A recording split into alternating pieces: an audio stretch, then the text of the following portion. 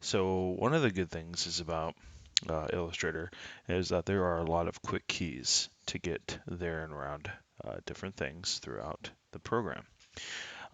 You'll come across at times that there will be a time where you'll lose your toolbars and you're like, okay, what did I just do? You'll be able to click on things, you'll still be able to edit them and do things, but you won't have your toolbar. So what happened? Well, simply by clicking off of whatever you're working on. So if I go over here, so if you're stuck, you can always hold down the Alt option and the Command and click off anything that you're working on. So if you just hold down Command, click off, you can go ahead and you'll be selected still with the same tool you left off on, but you won't be selected in the working area anymore. And the next thing you can do is just by hitting the Tab key, you can bring back all your tools. So Tab key on, Tab key off. So that's a quick way to lose your tools real quick, but that also is really good in the sense if you just want to see how your work is progressing without a lot of distraction by having so many tools on your screen, because I know I can get that way too.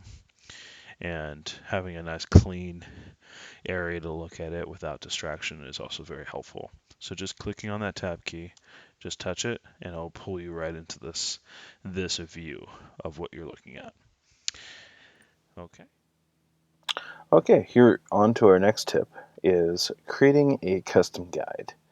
Now, when you're working on a project that requires you to have a line that's maybe not a square or not necessarily works within the confines of the ruler tool like this, and again, you can use your rulers by just holding down Command and R, and they come up and go away like that.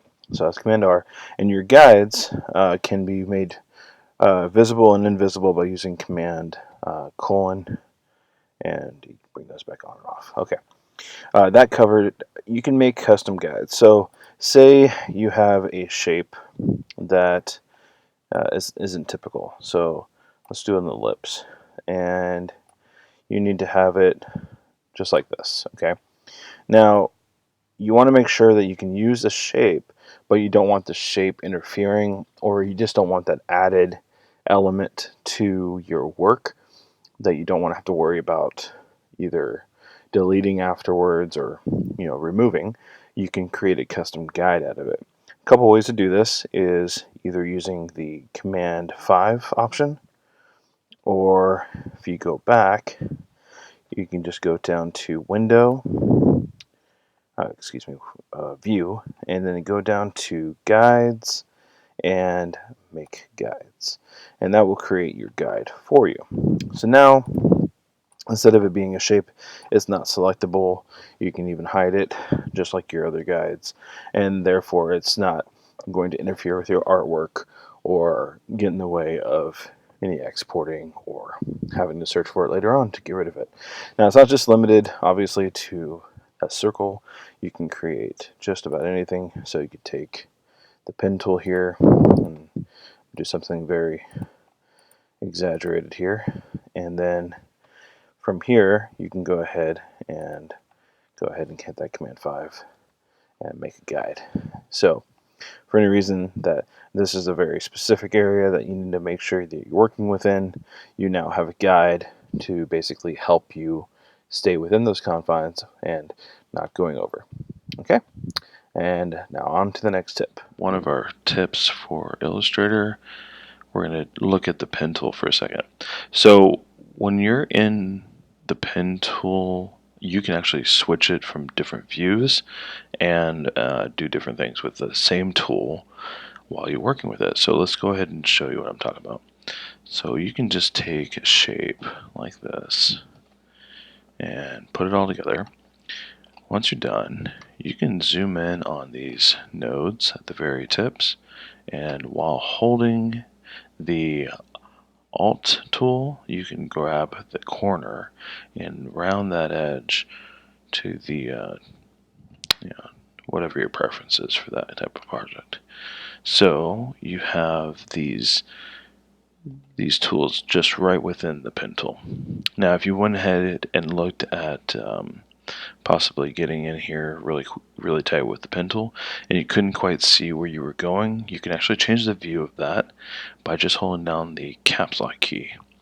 And then you can go ahead and use the same tool exactly the same way, but without the actual animation of the actual pen. All right, welcome back for the next tip. So I sometimes find myself, whenever I open a new document in Illustrator, that for some reason the units have been changed. So let me explain what that means. So right now I'm just going to create a square. And right now my width and height dimensions are in pixels. Now there's a couple tips inside of this tip for you. So the first thing you can do is, if for instance you wanted to work in millimeters, okay? You can just type in 3 mm and then tab that over, and right there, that 8.5039 pixel is now a 3 millimeter sized pixel. So in pixels. So you can easily do that. So if you just change this over to 4 millimeters for the height, see, now you have your sizes in actual millimeters, but they've been now converted into pixels. So that's the first tip. So you can do this for inches as well. So let's say I wanted a 8.5 inches on my width and a 11 inch for my height. I'm sorry, I didn't type an inch. 11 only works when you type in the additional inch or millimeter. And now you see how it's converted to pixels.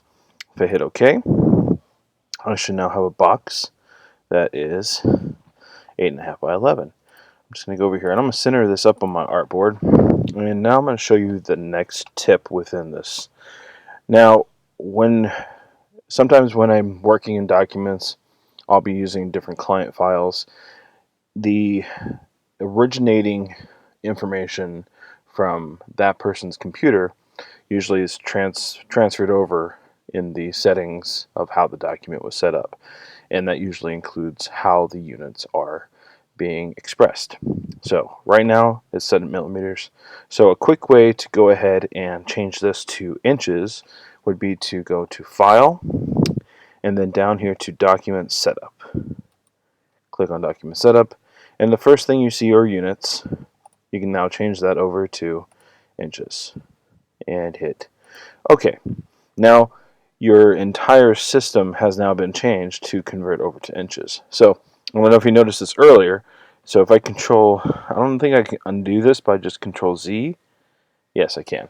Okay, so if you see our rulers up here at the top, right now they're in millimeters. I'm sorry, not millimeters, pixels. So those pixels are now going to get changed if I Command Shift Z over to inches. And now, as you can see, 0, 2, 4, these are now inches. And this is confirmed by clicking on the shape that I just made and checking your transform palette. And as you can see, 8.5 inches and 11 inches are being represented at the correct size that I wanted, in the correct units that I wanted. So whenever you're stuck, you do have a couple of options to get yourself out of something. Even if you're can't get out, or you're just too busy, you just can't convert it over real quick, it's fine. I've been in those situations, but you can easily just type in what you're looking for the dimensions you want. You can use it for all the units that Illustrator works in, and if you go back to document setup, you can see all the units right here: points, picas, inches, millimeters, centimeters, and pixels. So you can use any of these abbreviations and work those into your size of your shape, or whatever it is that you're working on. So So, right now, as you can see, the shape itself, you can see the edges. You can see where that box is, where the edges are of the graphic. Okay? Now by holding down Command H, you're able to hide those edges. So you no longer see those little points. And sometimes you can either get away with this by just uh, selecting it all and then moving it around. But most of the time you do want to see your actual edges. So you go Command H, you can see the actual edges of the graphic, as you can see here, the little blue nodes. And then Command H will just remove those if for any reason you need to hover them over something else and possibly see that edge better for some reason. So I'm just going to create another shape just to kind of give you a clear reference on what I'm talking about. So I just moved that shape in the front, and right now I can see my stroke on there. So I'm just going to remove the stroke. Oops, we all make mistakes. So now we got this shape and this shape, all right? This rectangle is, basically using Command H, even though it will hide the edges, there's really no edges to hide because it is a square, not a square, but it's a rectangle. So either way.